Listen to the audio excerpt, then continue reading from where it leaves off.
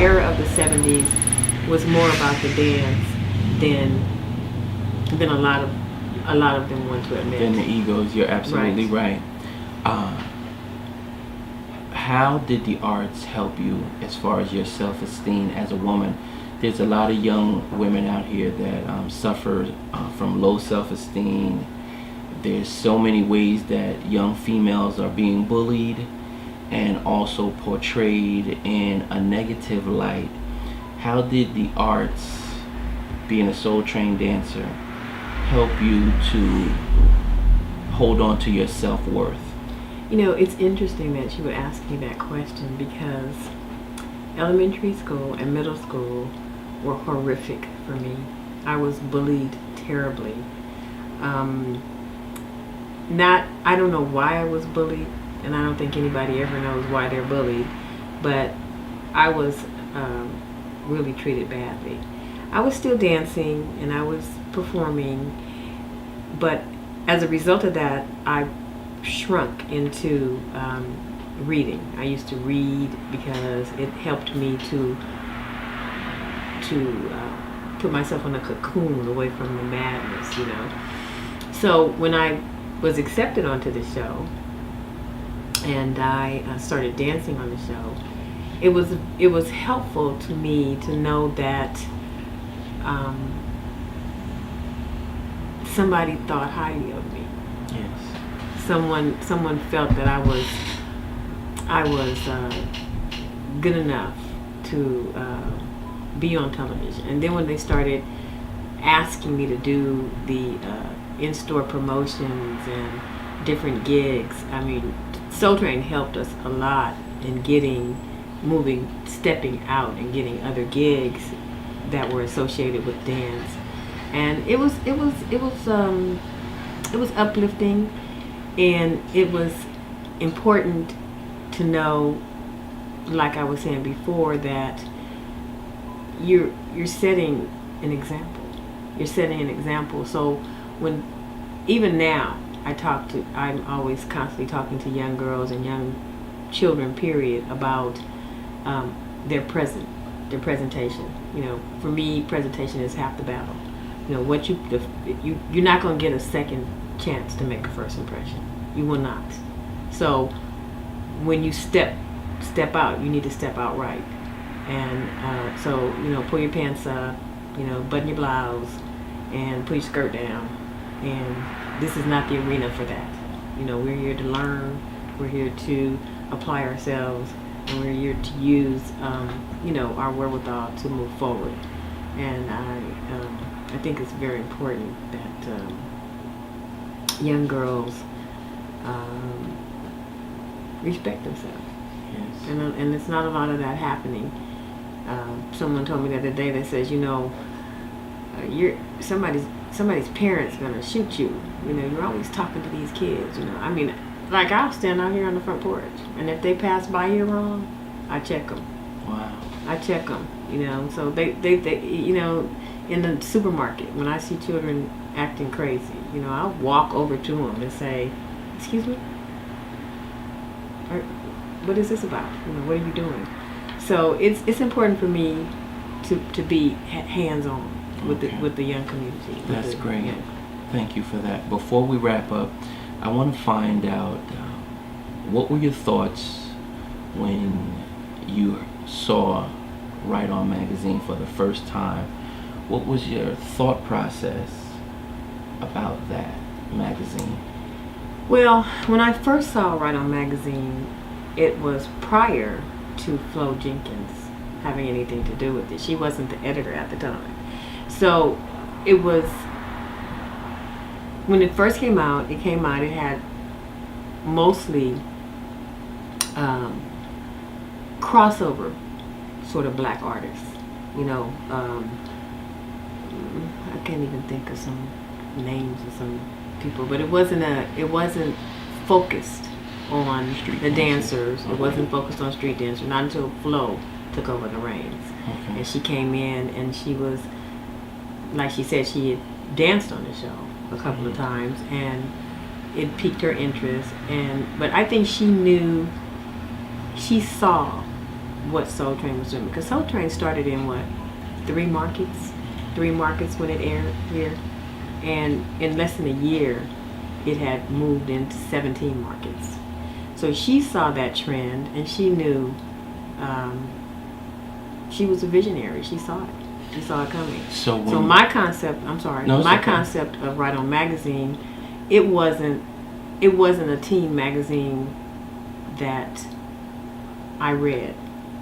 And that also had to do with the fact that, my father didn't allow a lot of stuff in the house. So, but I saw it. So when you saw it though, and you started to see the Soul Train dancers, Right. now appearing on the cover, did you start to become inspired and feel like that was something that you would like to accomplish? I wanted to be on the cover, but I noticed that the same people were being used over and over again. And that was one of the things that I thought of all. It was a lot of dancers on the show, but they used the same sort of lockers and Freddie Maxey and Sharon Hill. They used a lot of those people over and over again. And I think that may have been because those were the people that they started on the covers, and they just sort of, But even outside of you as a dancer wanting to be on it, did you appreciate what it represented in terms of media for young people? Absolutely. Absolutely. Because even the covers were the covers, but inside were the actual articles that had to do with the dancers. And even if there was certain people that were on the covers, there were always special articles inside about a dancer. They always introduced a new dancer. I have my article. Was it something that people talked about in school or even on the show of Soul Train? Were people excited about the ideal of even being in a magazine? Because today there's Facebook and all of the internet and all these different social network sites. Back then those options weren't available. So I'm just wondering, just to help young people today to know, was that something that you guys were excited about? That was monumental. That was monumental to see. Like, I think I heard one of the ladies last night say something about, I think it was Diane Brunner. She said the magazines were in the supermarkets. They were right at the check stand when you walked in. They were at, at that time it used to be Thrifties and the different drug stores. And they couldn't keep them on the shelves. They could not keep those magazines on the shelves because the interest was so peaked. And yes, it was monumental. That's all I can say. No, that's great. That's exactly what I was looking for. So to conclude, we're going to wrap up now. I just want to personally thank you on behalf of myself and Dance Mogul Magazine for the work that you and the other Soul Train dancers and Don Cornelius have done in terms of just bringing yourself and your innocence and your spirit and just being free and celebrating who you are as a person. I just want to thank you for that, because of that innocence it led to what we have today. And I think that we need to say more thank you. So I'm saying it in behalf of not only myself and Dance Mogul Magazine, but I'm saying it for dancers all over the world. I think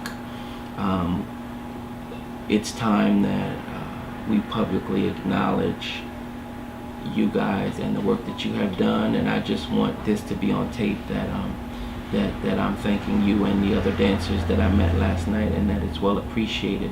It is an honor to know that what we started, the legacy continues. And it was interesting to me that you guys were there last night, and then Flo showed up. And when I saw Flo, I said, you guys have to meet, because this, to me, is exactly what Flo was trying to do. She was trying to put the dancers out there to show that there's talent. There's talent, and everything evolves from us. And not to say that to put anyone down, but we all know, everything we have, they want. Yes. So, and that's important. But I have my article. I would like to show it to you. Yes, you can show it to me. Mm-hmm. Before you do that, though, I wanted to ask you this question because I wanted to connect this question to the part of where I'm thanking you publicly. When 100 years from now, what do you want your legacy to be when people call your name, your grandkids, when they think about you? What do you want them to remember you by? Oh man, 100 years from now? I just want them to know that I care about people, and I think it's important to know that I don't even know how to say this. It's like 100 years from now, I want them to remember me as a person who cares about people, And that's compassionate, and focused on the plight of our people. And that's thank Heavily you. Focused. and one last question before you show me your feature. Mm-hmm. What words of encouragement would you like to leave for future generations as far as how you were able to make it this far and stay level-headed in your thinking? Well, you have to stay focused. You have to believe in something. I personally am not a religious person, but I'm highly spiritual. And I know that there's a power greater than me. And I vest in that power. And I think that God, we are a reflection of God. And if you do right, if you do right by people, you will be done right by. So it's sort of like, I don't really believe in scripture, but do unto others as you would have them do unto you. And that's where I am. Is you have to be good to people, and just put yourself in that light. And the light of the world will shine on you. Thank you so much for that. I appreciate it. You're welcome. My hands are dry. Thank you. Okay, so tell me what this is about. Well, this was, my close-up. They would do articles about the Soul Train gang, and they would pick a new gang member every month to showcase. And sometimes they would do more than one, but this particular month, I was showcased. And who did this article? Flo Jenkins. And Right On Magazine. Right On Magazine. So this is. Were you excited about this article? I was begging for this article. And did you show your friends in school, your family, everybody? Did you just want the world to see it? Because I see you have a whole bunch of photocopies over there. Bring those into. No, this is just. This was just stuff at the park. Okay, but still, you still have copies. You're still excited. Well, someone sent me this. I didn't. Okay. I was looking really? for this a long time, and people. And you know what? It's interesting that you would say with the new advent of Facebook and all that kind of stuff. I have gotten so much more information about myself, because when I left and went, I didn't tell you this part, but I left the country and I went and lived in Japan for about 8 years off and on teaching dance. I was back and forth, still taping the shows, but while I was gone, I had a storage with a bunch of memorabilia, my Soul Train stuff, because when we were initially in the 70s, we were a gang member, Soul Train gang, and we had ID cards that designated us as Soul Train dancers, and we were able to access, clubs and discounts on many different things because of our status as a Soul Train gang. Now that changed, I think in the 80s, sometime in the 80s, they took that away from us. But we had T-shirts and jackets, and we were the featured dancers on Soul Train.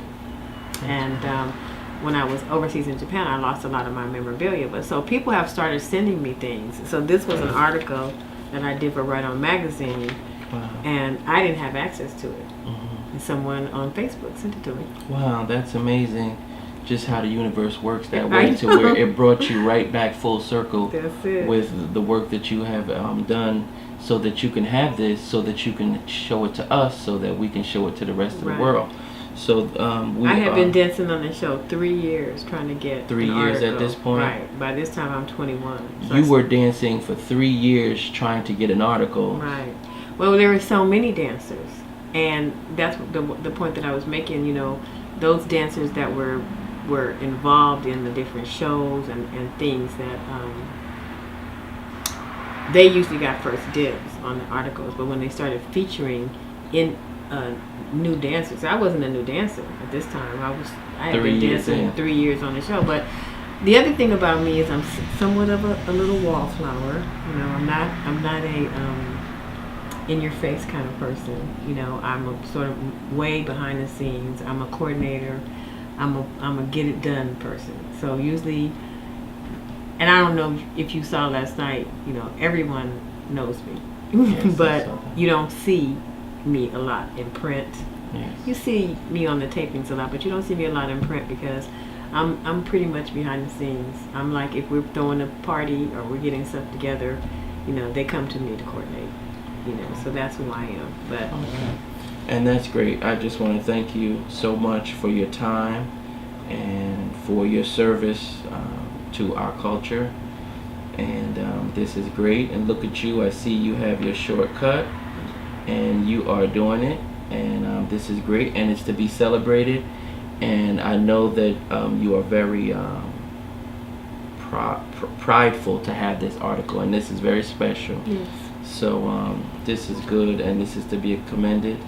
And I guess this is what's next for you. You're gonna have another article in Dance 40 Mogul years Magazine. later. 40 years later, you're gonna be in the next issue Yeah. of Dance Mogul Magazine. So I just wanted to thank you Thank you. and celebrate you for Thank you all so much. that you have done. I appreciate you. Okay. I appreciate Thank you so much. And I've never seen a magazine dedicated. Never in all of your years. Not a black-owned magazine. Never seen a black magazine dedicated to the black dancer. And if it would have been out, you would have saw it. Oh, please, my daughter's a dancer. I'm still dancing. I haven't given it up, you know. Once a dancer, always a dancer. That's what they say. Once a dancer, always a dancer. Thank you so much for your time. Again, we appreciate you. Thank you, too. I appreciate you.